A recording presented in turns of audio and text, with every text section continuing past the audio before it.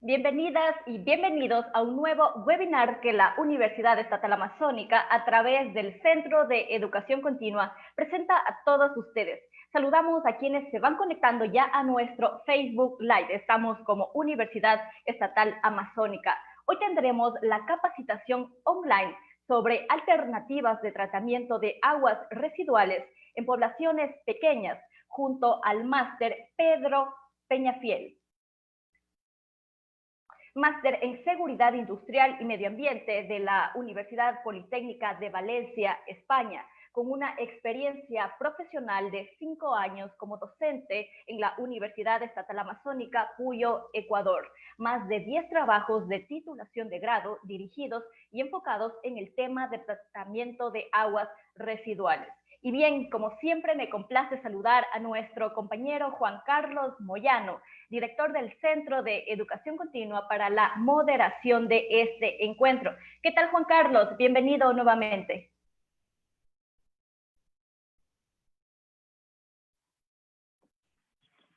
Buenas tardes nuevamente. Gracias, querida Nubia. Siguiendo con las actividades dentro de lo que corresponde a la Universidad Estatal Amazónica.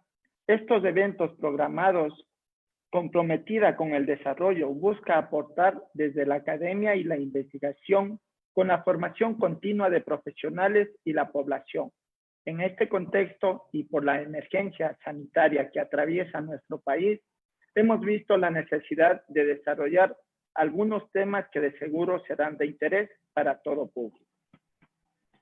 Antes de dar inicio a la ponencia magistral, se informa además que la conferencia está siendo transmitida en tiempo real a través de Facebook Live. Me permito comentar que el ponente dispone de 30 minutos para su presentación. Por último, no olviden dejar sus consultas para el panelista el día de hoy. El tratamiento de aguas residuales generadas en poblaciones consideradas pequeñas, menos de 2,000 habitantes, y el tema a discutir el día de hoy son alternativas en el mayor grado posible, algunas características como la eficiencia de remoción de contaminantes, bajos costos de inversión y operación, poca necesidad de tratamiento, y generalizar este tipo de procesos lograría tomar un paso importante en la conservación de los componentes. Es por eso que la tarde de hoy damos paso al expositor, el máster Pedro Peñafiel. Bienvenido, Pedro, adelante.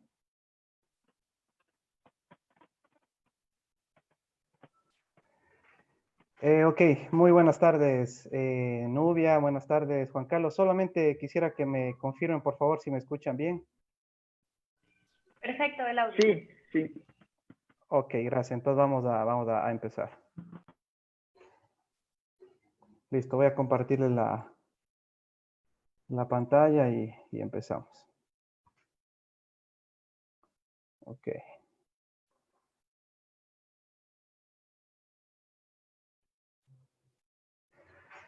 Listo. Bueno, muy buenas tardes con todos. Gracias por la oportunidad que me han brindado. Buenas tardes a las personas que se han conectado ya por el Facebook Live de la Universidad Estatal Amazónica.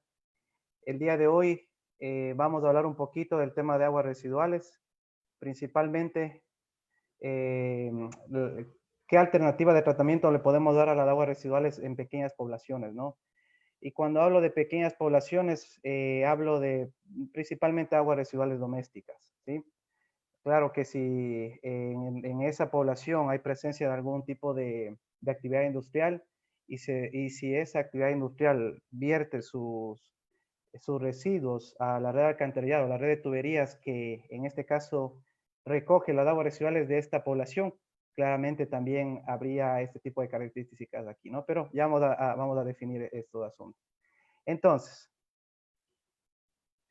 el contenido que vamos a revisar hoy, yo he puesto 4 puntos principales que son unas definiciones iniciales, los sistemas de tratamiento convencionales que nosotros tenemos en nuestro país para tratar estas aguas residuales domésticas en pequeñas poblaciones, sistemas de tratamiento no convencionales en nuestro país, sí, y ahí voy a un poquito hablar, ¿no? Porque lamentablemente nosotros aquí en el Ecuador, yo suelo decir a mis alumnos que el tema de aguas residuales es como plantar en tierra virgen, porque hay muchísimas cosas por hacer, mucho trabajo por hacer en el tema de aguas residuales.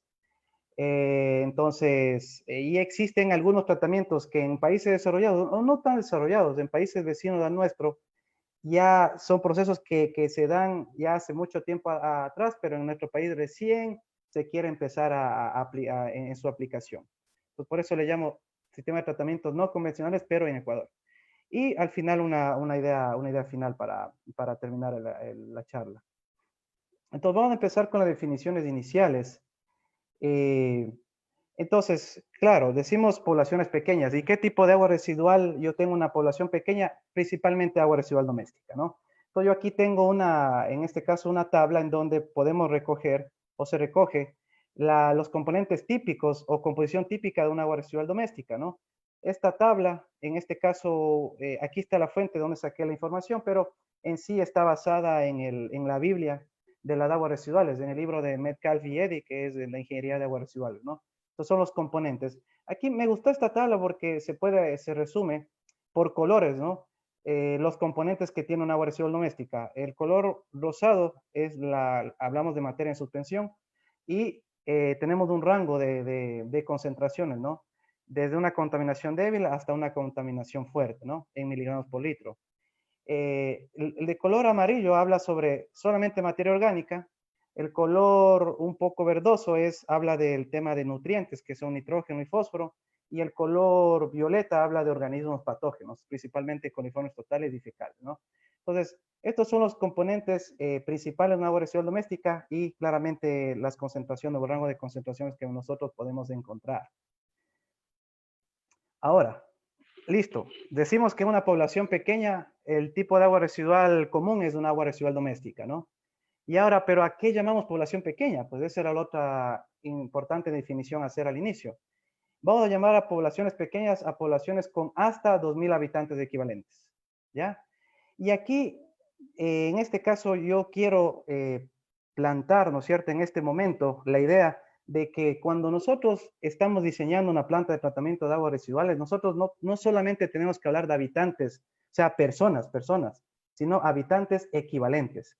Y esta definición de habitante equivalente me permite a mí también poder relacionar los vertidos posibles en este caso, actividades industriales, actividades productivas que pueda haber en la red de alcantarillado o en la red de tuberías que recoge el agua residual de esa población.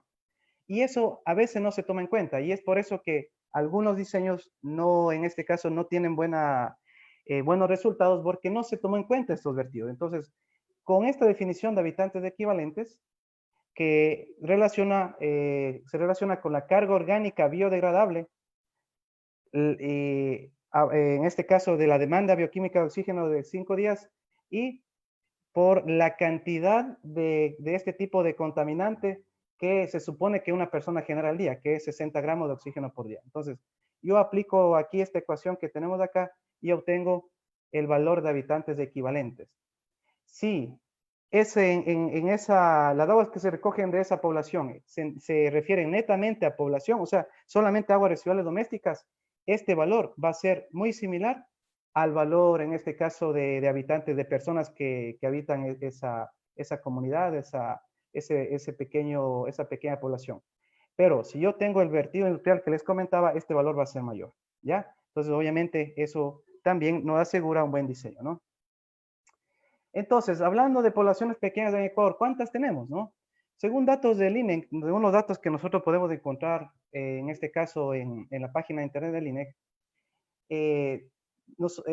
vemos que tenemos, obviamente a nivel parroquial, ¿no? Porque el menor nivel de jurisdicción en donde hay datos de población aquí en el país es parroquia, ¿no? No tenemos datos de comunidades indígenas, de caseríos, etcétera, no tenemos generalizado, solo tenemos datos de parroquias. Entonces, tenemos un total de 1.499 parroquias en el país y hablando solamente de población, ¿cuántas de estas parroquias tienen menos de 2.000 habitantes o hasta 2.000 habitantes? 1.255. Si ustedes aprecian, miren, es el 84% de todas las parroquias del país son, en este caso, tienen menos de 2.000 habitantes. Por lo tanto, aquí, obviamente, hay una gran oportunidad de poder aplicar este tipo de tratamientos que vamos a ver el día de hoy. ¿Qué características tienen que tener estos sistemas de tratamiento para poblaciones pequeñas? Según la EPA, que es la Agencia de Control Ambiental o de Seguimiento Ambiental de Estados Unidos, los sistemas de tratamiento de aguas residuales en poblaciones pequeñas deben cumplir con algunos criterios, como son tecnologías que requieran un mínimo de mantenimiento y que este mantenimiento sea lo más simple posible. Tecnologías con un gasto mínimo de energía, ¿no? Esto es muy importante, ¿no? Porque cuando hablamos de poblaciones pequeñas, de municipios pequeños, de parroquias, es muy complicado que exista un presupuesto alto para poder mantener una planta de tratamiento de aguas residuales. Por lo tanto, nosotros, obviamente, las personas que estamos en la academia o las personas que se dedican a los diseños de plantas, tienen que tomar en cuenta mucho las condiciones de consumo energético, ¿no? Tecnologías que presenten un funcionamiento eficaz ante un amplio rango de caudales y cargas, ¿no? Entonces, eso también es una característica de los pueblos, poblaciones pequeñas, que los caudales y cargas contaminantes son bien variables, lo cual es muy diferente a una población grande, a una ciudad ya grande, ¿no? Entonces, los sistemas que se propongan se deben adaptar a estos cambios. Los posibles fallos de equipos y de procesos deben causar un mínimo deterioro de la calidad del efluente, ¿sí? Entonces, obviamente, y esto tiene mucha relación porque son tecnologías que deben tener un mínimo de mantenimiento, ¿no? Un mínimo de mantenimiento, como se dijo. Entonces, por lo tanto, es posible que la falla que tenga el proceso o el equipo no sea, en este caso, determinada en el instante, porque no voy a tener personal que esté todo el tiempo ahí operando la planta. Entonces, por lo tanto, esa falla de proceso de equipo debe ser causar el mínimo deterioro posible y una máxima integración medioambiental. Entonces, ¿qué tipo de tratamientos yo puedo, en este caso, disponer en poblaciones pequeñas? Pues, entonces, yo tengo dos tipos de tratamientos. He dividido en dos grupos, en tecnologías intensivas y extensivas. Principalmente, ¿en qué se diferencian estas dos tecnologías? En la superficie que requieren, ¿ya? Las tecnologías intensivas requieren menos de 1 metro cuadrado por habitante equivalente, mientras que las extensivas requieren más de 1 metro cuadrado por habitante equivalente. Pero, en cambio, si comparamos la energía, en las tecnologías intensivas requieren mucha energía, principalmente porque yo tengo que forzar la entrada de aire al sistema y indirectamente oxígeno para que sea el proceso. Mientras que las tecnologías extensivas consumen mucha menos de energía porque la energía que necesitan estos procesos se dan de forma natural. Y entonces, en este caso, a mi parecer, y claramente revisando bibliografía, etcétera, y la experiencia en otros países, este tipo de tecnología, las extensivas, son las que mejores se podrían adaptar en poblaciones pequeñas. Hablando ya de un sistema de tratamiento, de una PETAR o de una EDAR, yo tengo 4 niveles de tratamiento en ese tipo de procesos. El pretratamiento, el primario, el tratamiento secundario y el terciario, ¿no? Entonces, de los procesos que vamos a hablar a continuación, algunos son primarios, algunos son netamente secundarios, y ya los vamos a ir definiendo en el momento que hablemos de cada uno de esos procesos, ¿no? De pretratamiento, hablarles que su objetivo básico es separar objetos gruesos, grandes, como ramas, plásticos, papel, cartón, arenas, grasas, ¿sí? Y eso, hablando de una población pequeña, una planta para una población pequeña, lo normal sería un sistema de cribado, que es un sistema de rejillas, y luego un desarenador para eliminar las arenas. ¿Ya? Creo, de ahí si hay, obviamente, algún problema de tipo de presencia de aceite, de grasa de mayor cantidad, lo cual en aguas residuales domésticas no debería ser así, pero como dije hace un momentito, si tengo vertido industrial o de alguna actividad productiva, sí voy a tener presencia tal vez de aceite de grasa y por lo tanto, en ese punto debería instalar algún equipo en este nivel para eliminar esos aceites de grasa. Si no, solamente sistema de cribado y desarenador. Y el resto del proceso lo vamos a ver a continuación. Listo. Entonces vamos a la segunda parte de la presentación. que se enfoca, en este caso, en los sistemas de tratamiento convencionales que existen en nuestro país, ¿ya? Los que normalmente tenemos en nuestro país, ¿ya? Entonces, tenemos el más común de todos. Yo creo que en todos los oyentes en este momento, las personas que están presentes en este webinar, han escuchado de los tanques sépticos, ¿no? También le llaman fosa séptica, también le llaman a veces pozo séptico, fosa séptica, la verdad, tiene algunos nombres, ¿no?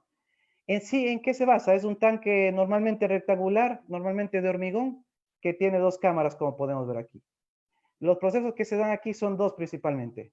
Sedimentación ¿de qué? De sólidos suspendidos al fondo del equipo, y se le llama lodos. Y luego la digestión anaerobia de estos lodos, ¿ya?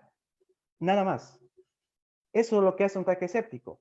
Entonces, lamentablemente en nuestro país nos hemos acostumbrado que el tanque séptico es como decir la panacea de los tratamientos de aguas residuales, lo cual no es cierto. Y claro, el agua que sale de estos tanques sépticos no es un agua totalmente depurada y de seguro, de ninguna manera va a cumplir la normativa ambiental. Por lo tanto, necesita otro proceso. Entonces, este es tratamiento primario, netamente primario, ¿no? Entonces, aquí podemos ver los rendimientos de eliminación de DBO5, materia orgánica, sólidos suspendidos totales, DQO y coliformes fecales. Como ven, valores, en este caso, se puede decir un poco bajos, ¿no? Luego tenemos otro proceso que también es considerado como primario, que es el tanque IMOF, que es una variante al tanque séptico que ofrece mejores resultados de rendimiento, pero tampoco unos rendimientos mucho más altos, ¿no? Lo que sí es que tiene una capacidad mayor de tratamiento, o sea, resiste mayor carga hidráulica, eso sí, entonces me sirve para el mismo tanque con las mismas dimensiones que un tanque séptico, un tanque IMOF, me va a servir para tratar una mayor cantidad de agua residual o abastecer el tratamiento del agua generada por una mayor cantidad de población, eso sí. Pero miren los rendimientos aquí en esta tabla. Si ustedes pueden apreciar, son súper parecidos a los del tanque séptico, ¿no? Entonces, solamente un 5 o 10% mayor en los valores que hemos tomado en cuenta. Una variante a estos procesos, o mejor dicho, una mejora a estos procesos, tanto de tanque séptico como de tanque IMOF, es el famoso filtro anaerobio de flujo ascendente o FAFA, que no es más que un tanque que puede ser rectangular, como aquí se lo aprecia, o también es circular, en donde el agua ingresa por la parte inferior, como vemos aquí en la flecha de color rojo, y se topa con un material filtrante, con una capa de material filtrante. Este material filtrante puede ser grava, ripio, diferente tipo de arena, ¿sí? O si no, un material ya sintético, de plástico, que son estas, si ven, como rosetones o rosetas. Entonces, este material de relleno se llena aquí, ¿no? En el FAFA. Entonces, el agua residual obviamente va a tener un movimiento ascendente y cuando pasa por todo este movimiento, este material filtrante se topa con una biomasa o una película que se ha formado en la superficie del material filtrante. Obviamente aquí yo ya estoy hablando de un tratamiento biológico, de la materia orgánica que llegaba en el agua, ¿no? En cambio, en el tanque séptico, en el tanque IMOF, yo no hablo de tratamiento biológico del agua. Entonces aquí sí, por lo tanto, yo puedo mejorar el proceso o el rendimiento de eliminación de carga orgánica. Después podemos hablar de nutrientes, de patógenos, de eso es otra cuestión, pero carga orgánica yo aquí sí voy a tratar. Entonces, lo normal que también pasa mucho en nuestro país es la combinación de un tanque séptico o un tanque IMOF con el FAFA. No los tres, ¿no? Por eso aquí ponemos un slash, es tanque séptico o tanque IMOF más el FAFA. Miren, y esta es una fotografía, bueno, yo obviamente radico aquí en Puyo, entiendo que no todos están, los oyentes o los participantes son de Puyo. Entonces, esta es una planta de tratamiento de la parroquia Fátima, ¿sí? Entonces, aquí podemos apreciar esta combinación. Estos dos son los dos tanques sépticos en paralelo que se han instalado y aquí tengo el FAFA. Es un tanque circular que está lleno de ripio. ¿Listo? Y miren, en este caso puedo, obviamente, ir mejorando el tema de los porcentajes de reducción. Otro proceso convencional en el país, la laguna de estabilización, ¿ya?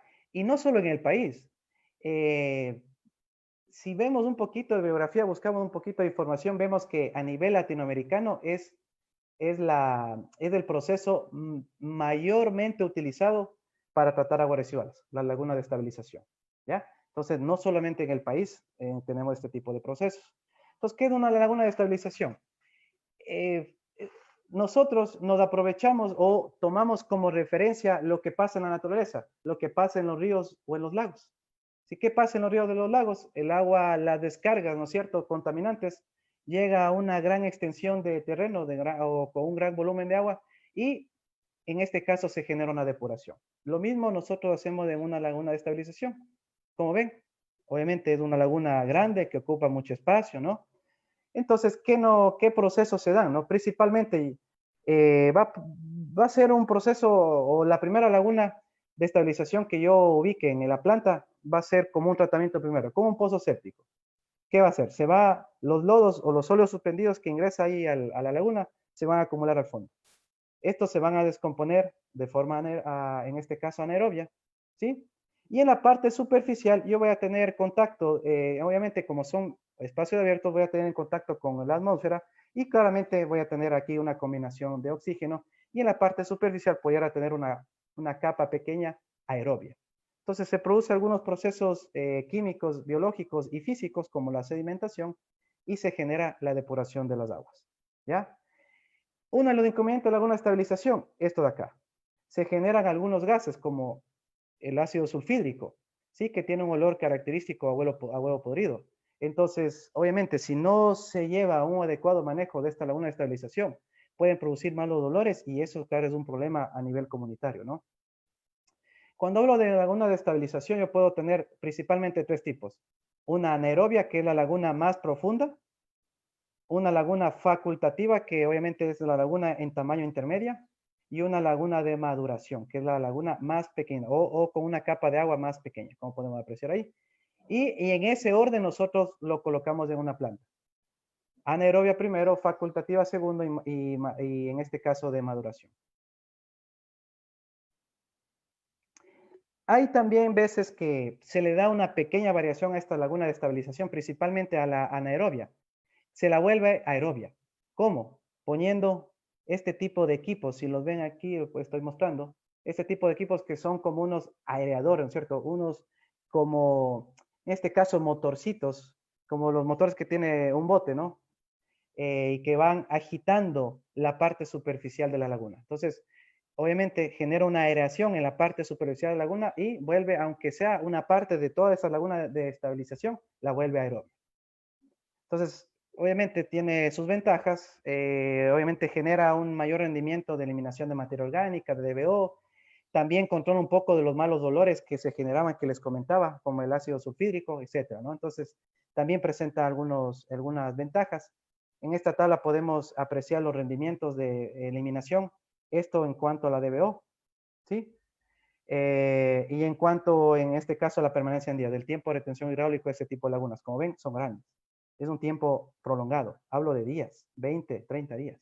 Entonces, eso mismo hace que, obviamente, el espacio ocupado por la laguna sea enorme, ¿no? Listo, vamos a la tercera parte de la presentación. Estamos bien con el tiempo, chévere.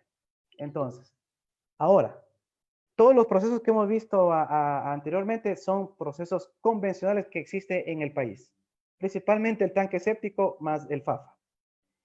Pero existen otro tipo de procesos que producen mejores rendimientos de eliminación, producen una mejor adaptación al medio ambiente en todo sentido, estético, etcétera, y que lamentablemente en nuestro país en este caso, aplicación es mínima, es mínima. Pero si nosotros vamos a los países vecinos, Colombia, Perú, un poquito subimos a México, y peor los países desarrollados, de ejemplo, Europa, estos procesos ya vienen siendo, en este caso, aplicados desde el siglo pasado. Y es la idea, ¿no es cierto?, de este webinar también, cuando yo estaba generando el mismo la información, en que comentar este tipo de sistemas hacia las personas que están aquí participando y que se conozca que hay otro tipo de procesos, ¿sí? No solamente los convencionales, hay otro tipo de procesos que tienen mejores rendimientos y esos son los que vamos a ver a continuación. Listo. Y primero vamos a empezar con los humedales para tratamiento de aguas residuales. Ojo, ustedes normalmente en la bibliografía lo van a encontrar como humedales artificiales o humedales construidos. Pero desde hace un poco tiempo hacia este momento, se está empezando a cambiar la definición que se le da al humedal. Ya no artificial, sino humedal para tratamiento de aguas residuales. ¿Ya? Y entonces, de igual manera como pasaba con la laguna de estabilización que les había comentado, ¿no? Nos aprovechamos o nos referenciamos con lo que pasa en la naturaleza. ¿Qué pasa en este caso con los humedales naturales, no? Son sistemas de depuración, ¿no es cierto?, de esas aguas. Entonces nosotros lo aprovechamos y lo implementamos para depurar nuestras aguas residuales. Y claramente es otro tipo de ejemplo de proceso extensivo. ¿Cuál es la clave aquí de los humedales, no? Los humedales son, en este caso, piscinas en la cual se plantan diferentes tipos de plantas, ya, valga la redundancia. Entonces, estas plantas, como podemos apreciar aquí, estas plantas de aquí, miren en su parte interna cómo es, en la aerenquima de hojas de tallos. Miren, la aerenquima es este tejido poroso que tiene. Todo esto permite que el oxígeno de la atmósfera, o en este caso el oxígeno del aire, se difunda, ¿no? Hacia la parte de la rizósfera, la parte de las raíces, a la parte de los rizomas de las plantas, ¿no? Y aquí generen en este punto un sistema aerobio. El del oxígeno, en este caso, que fue recogido de la atmósfera. ¿Ya? Nos aprovechamos de esa propiedad que tienen cierto tipo de plantas. ¿Listo? Y a su vez también aquí aprovechamos de que en estos rizomas, en estas raíces de las plantas, se generan unas biopelículas de microorganismos ahí y que hagan la degradación de la materia orgánica presente, ¿no? Y obviamente también hay ciertos tipos de mecanismos para el tema de nutrientes como nitrógeno, como fósforo. También el tema de los microorganismos patógenos, aunque aquí no se va a lograr mucha eliminación. Y también hasta yo puedo aprovechar este tipo de tratamientos para tratar aguas residuales industriales, principalmente para metales pesados, ¿sí? Hay de aplicación. Entonces, no solamente me puedo quedar con este tipo de procesos para aguas residuales domésticas, ¿ya? Entonces, rápidamente, ¿no? ¿Cómo solo un agua residual? ¿Qué principalmente? Un agua residual doméstica, principalmente, ¿qué va a tener? Sólido en suspensión, materia orgánica, nitrógeno, fósforo y patógenos. ¿Cómo son los mecanismos de depuración de estos contaminantes en los humedales? Los sólidos en suspensión, por filtración. La materia orgánica se va a ser degradada por las bacterias. Ya les decía que se forma con una biopelícula ahí en la rizósfera, aquí en la zona en las raíces, en los rizomas de la planta, que van a degradar, ¿no? La materia orgánica. Y el oxígeno que necesitan estas bacterias va a ser suministrado por el oxígeno atmosférico, que ya veíamos cómo se comunica, ¿no? El nitrógeno se va a producir por desnitrificación. Ya vamos a hablar de en qué tipo de humedad se produce eso. Se puede absorber también, las plantas pueden absorber, las mismas plantas pueden absorber o asimilar nitrógeno, ¿sí? Y una pequeña parte se puede volatilizar, el amoníaco se puede volatilizar, una pequeña parte, ¿no? La verdad eso es un mecanismo muy bajo, pero se da. El fósforo, principalmente por absorción de las plantas, entonces aquí en estas plantas puede quedar absorbido o asimilado nitrógeno y fósforo, ojo, nutrientes que pueden servir luego, ¿no es cierto?, para hacer un compostaje, como un mejorador de suelo, o hasta como alimentación de alimento de animales. Entonces, obviamente, tiene muchas ventajas, ¿no? Y también por absorción y precipitación. Y el tema de patógenos, principalmente predación, filtración y absorción. Entonces, todos estos mecanismos de depuración se generan en las plantas. Y al final tengo un agua depurada. Entonces, yo tengo dos tipos de humedales, ¿ya?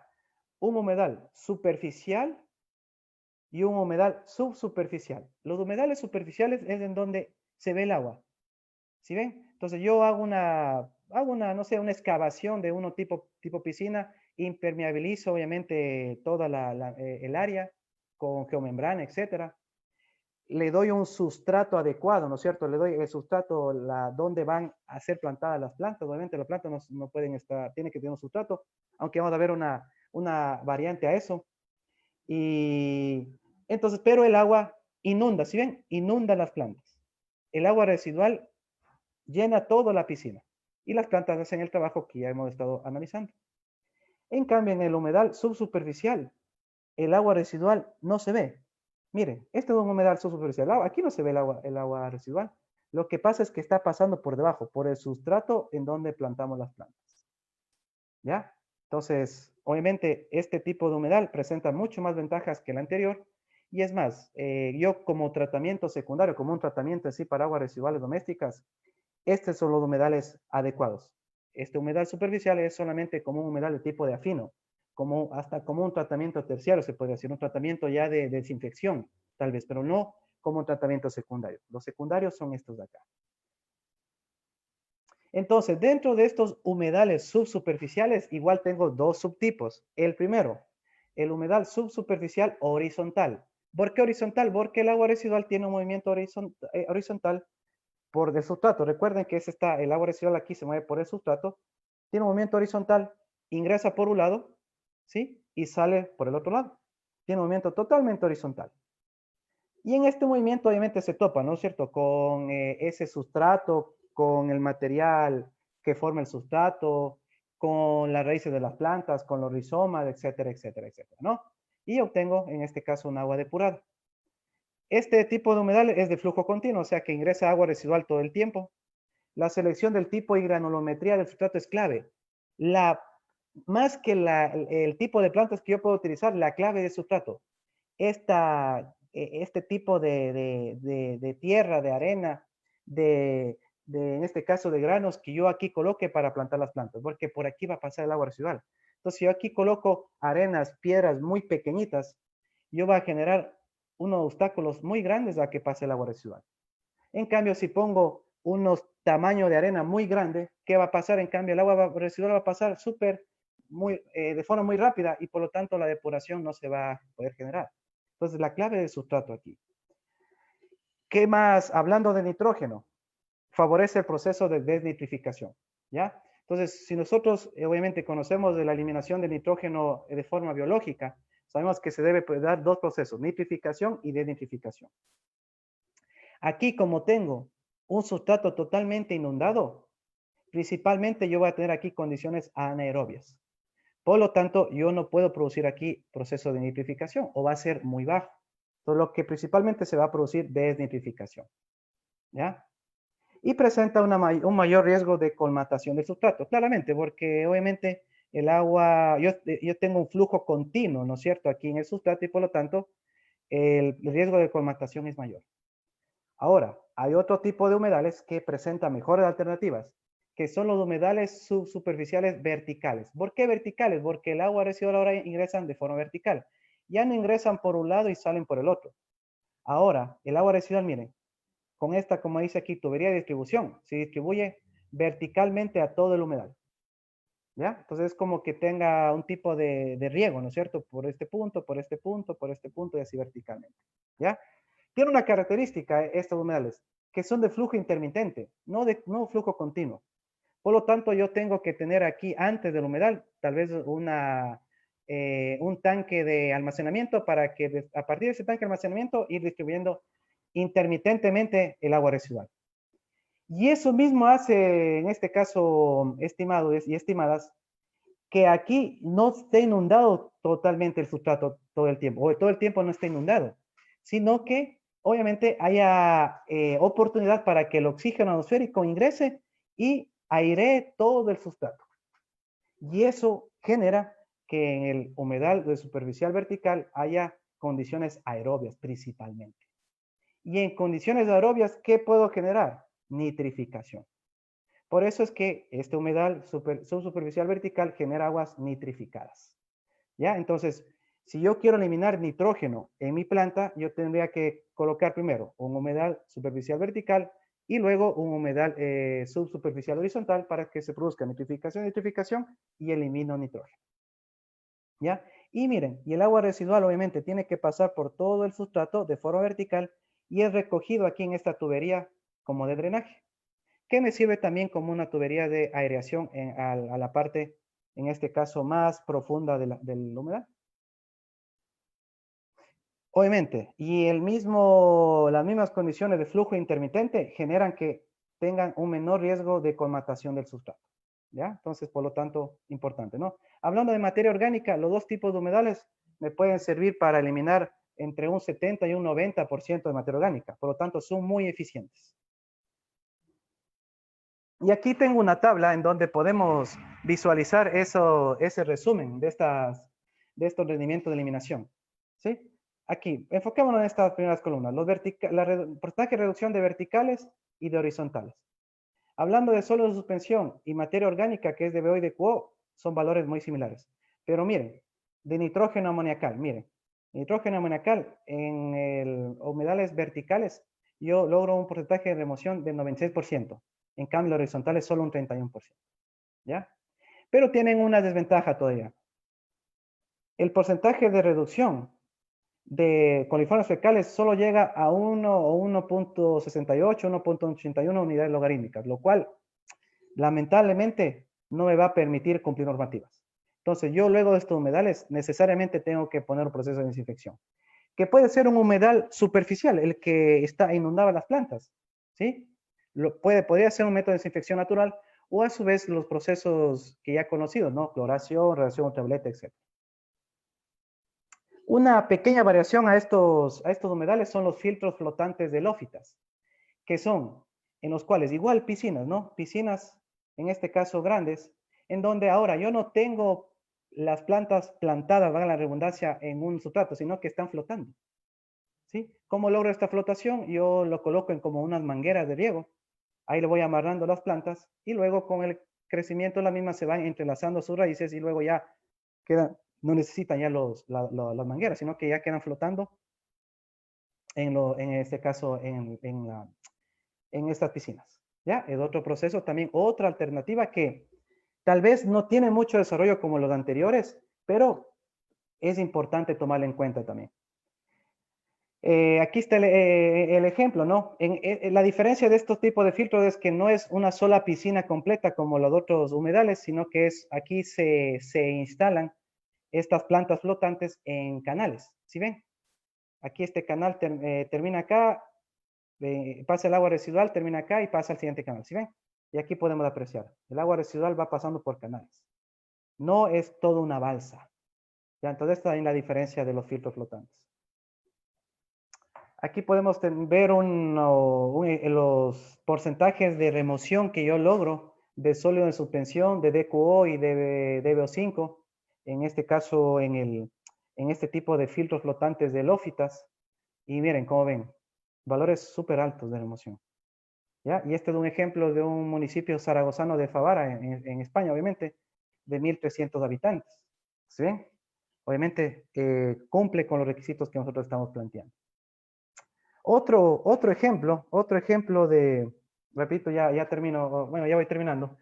Otro proceso aquí, tal vez en la bibliografía no me menciona que sea un proceso extensivo, pero que también es súper importante. Yo aquí quería traer la colación, que es el biodigestor tubular. Los famosos biodigestores, pero principalmente este tubular, este de aquí. ¿Ya? Como ven, es como un chorizo, ¿no es cierto? Creado o generado por un plástico que puede ser desde plástico de invernadero hasta geomembrana de PVC o de polietileno. Y tiene estas características. El agua residual ingresa por acá y sale por acá. Pero como se da un proceso totalmente anaerobio, en este caso, uno de los productos del proceso anaerobio va a ser la generación de biogás. ¿Ya?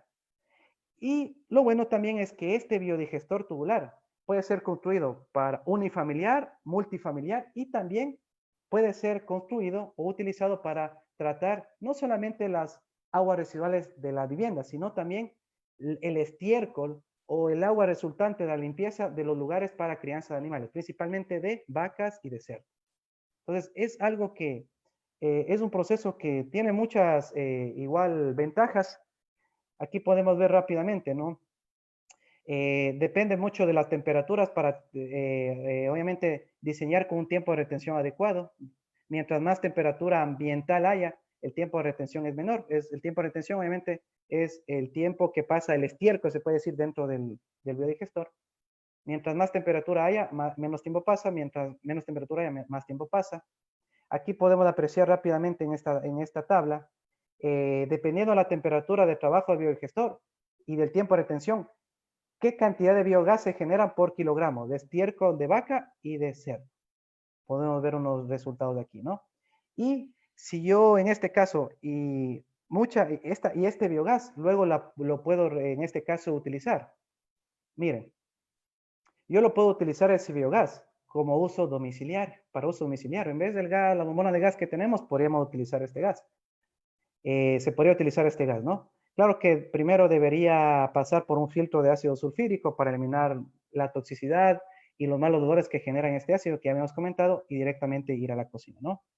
La desventaja, estimados y estimadas, en que un agua residual solo doméstica, como tiene una baja carga orgánica, la cantidad de biogás que ahí se genera es mínima y por lo tanto no es rentable ubicar o instalar todo este tipo de facilidades, ¿ya? Pero cuando yo hablo de estiércol de vaca de cerdo, sí genera en este caso este tipo de resultados y podría ser utilizado como gas directamente en la cocina.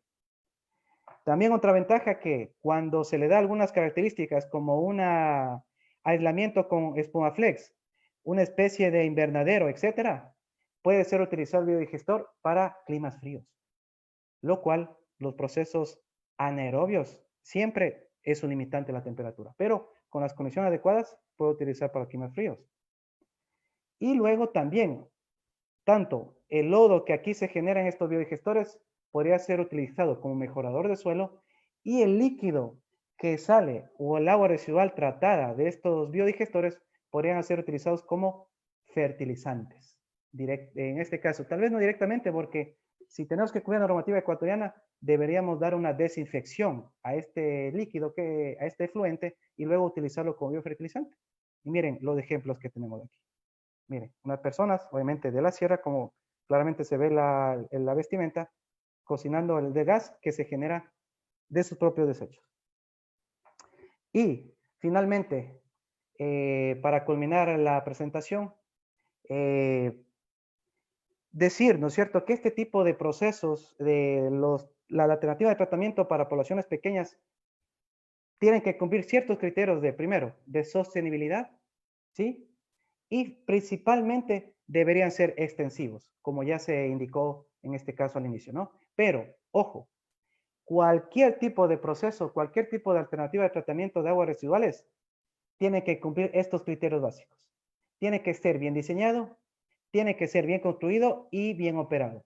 Si una de las tres de estas patitas falta, el proceso en este caso no va a funcionar y vamos a tener procesos que no sirven y que luego al final son abandonados, pérdida de plata, pérdida de dinero, pérdida de tiempo y seguimos contaminando el ambiente. ¿Ya? Entonces, esto tener en cuenta. Hasta ahí ha sido mi presentación. Muchas gracias.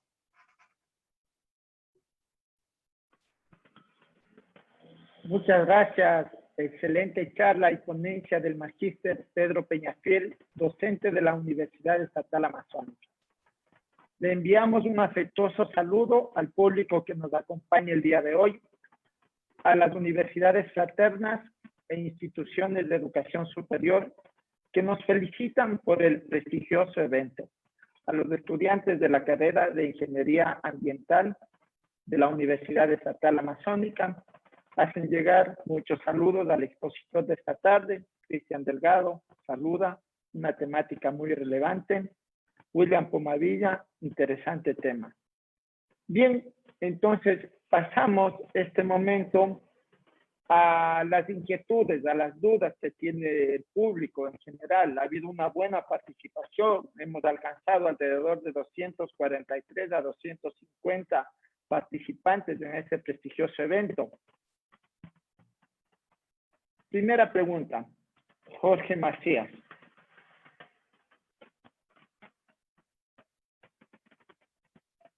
Perdón, Jorge Vargas.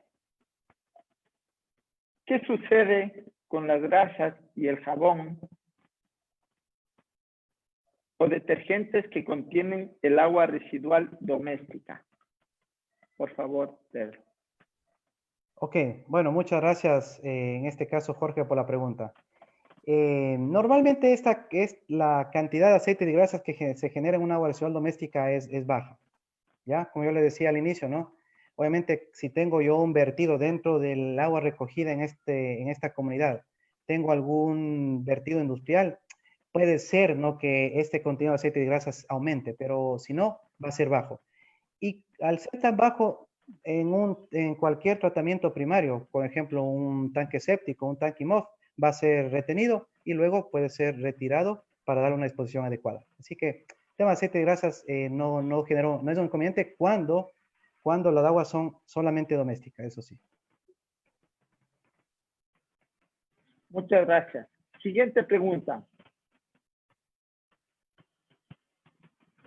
Irina Toscano, considerando que el Ecuador tiene más de un 80% de parroquias de hasta 2.000 habitantes, ¿cuál sería la viabilidad de implementar sistemas de tratamiento extensivo de humedales? Muchas gracias, Irina. La verdad, la alternativa o la viabilidad sería muy alta, ¿sí? Como había yo comentado en la presentación, son procesos que ya vienen siendo, en este caso, desarrollados desde el siglo pasado, en países desarrollados principalmente, y han dado buenos resultados. Es hasta en climas fríos, lo cual en nuestro país es muy complicado que en este caso se genere. Yo creería que es más falta voluntad política principalmente, ¿no? Porque ustedes saben normativamente quién se encarga de el tratamiento de las aguas residuales son los municipios principalmente, ¿no? Entonces, falta de voluntad para que los administradores de estas instituciones, en este caso, visualicen un poco más, ¿no? No se dejen llevar por lo mismo de siempre, por instalar los mismos sistemas convencionales, tanque séptico, FAFA, etcétera, sino que abrir un poquito más, en este caso, un poco su visión, dejarse asesorar y en este caso tener la voluntad para poderla desarrollar. La verdad, yo considero que estas alternativas que yo he presentado presentan mejores resultados de rendimiento de eliminación de contaminantes, se adaptan mejor al medio ambiente que les rodea y puedo obtener igual un agua totalmente, en este caso, purificada y que puede ser utilizada para otros fines. Entonces, la viabilidad es enorme a mi consideración. Muchas gracias. Todas las dudas se las están despejando. Pedir disculpas también al público por el tiempo establecido de estos webinars. Hay muchas preguntas, hay alrededor de 20 preguntas, en las cuales va la siguiente. Robert Llerena, ¿qué tan efectivas son las bacterias nativas en el tratamiento de aguas residuales domésticas? Chévere, Robert. Chévere, gracias por la pregunta.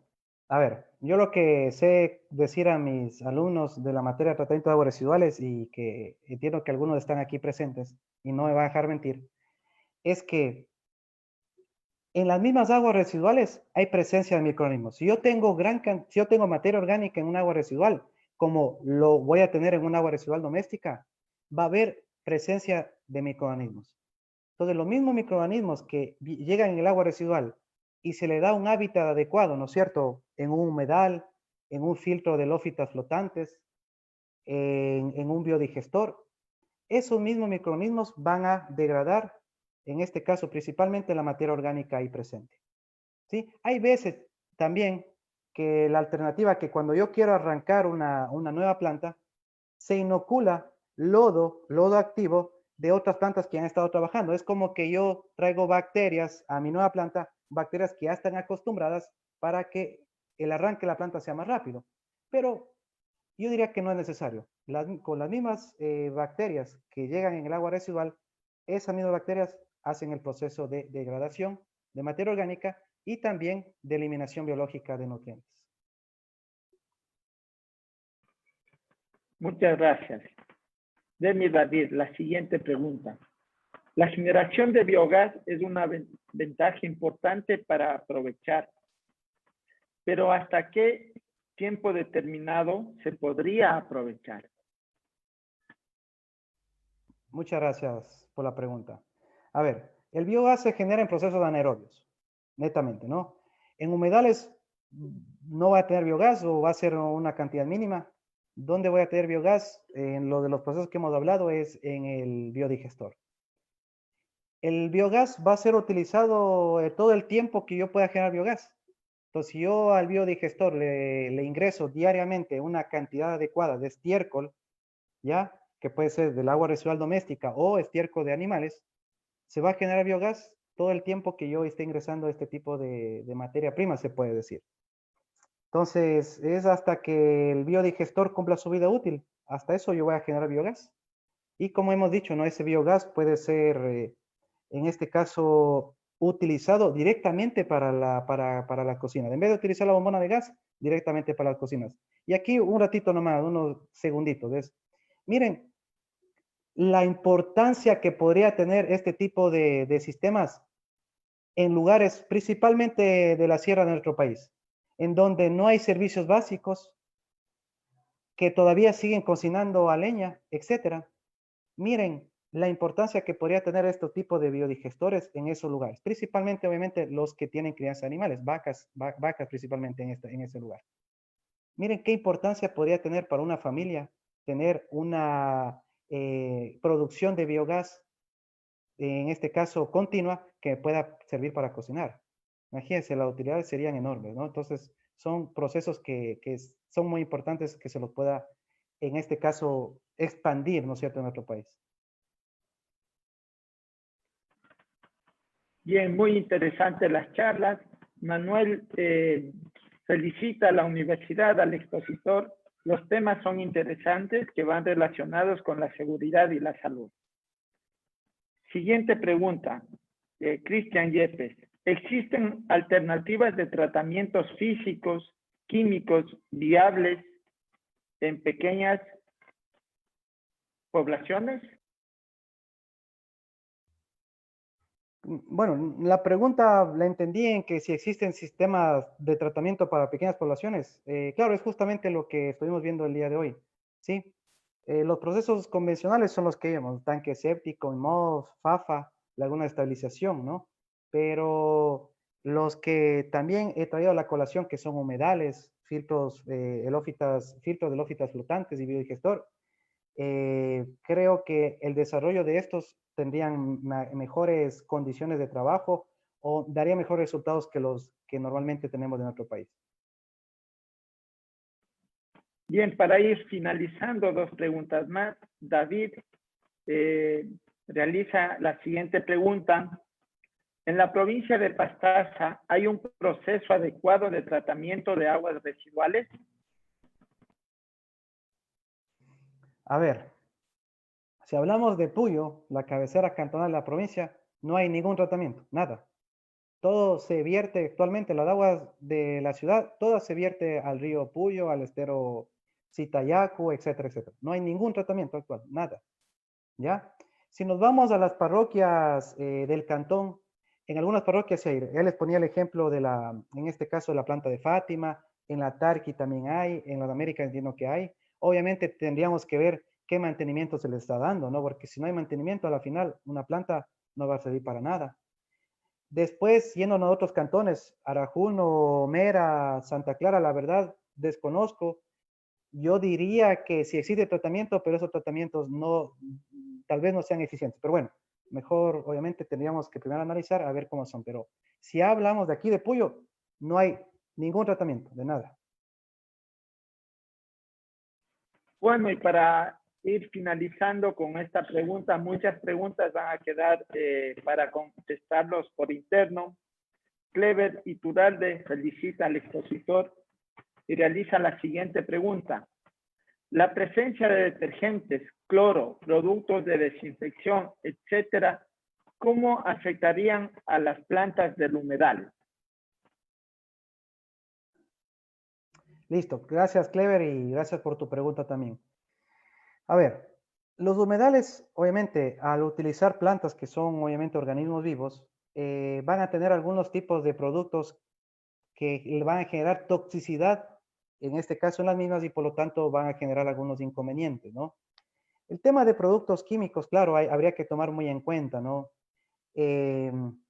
Yo te diría que a nivel de una comunidad pequeña es muy difícil que yo vaya a tener unos productos químicos o una concentración tan elevada. Tal vez sí lo haya, pero al momento de mezclarse con el resto de aguas residuales que se generan en la comunidad, vaya a tener una dilución grande de estos productos y por lo tanto concentraciones tan bajas que no va a producir afectación en las plantas. Pero claro, si yo por algún vertido industrial, vuelvo a decir, obviamente tengo un vertido de productos químicos de una alta concentración, obviamente las plantas van a ser afectadas, ¿no? Entonces, este tipo de sistemas principalmente me van a servir para aguas residuales domésticas, ¿sí? Eso también tengan claro, ¿no? Algunos tipos de plantas, claro, se pueden adaptar a algunos productos químicos, ejemplo, a metales pesados, ¿no? Pero no todas las plantas tienen esa adaptación.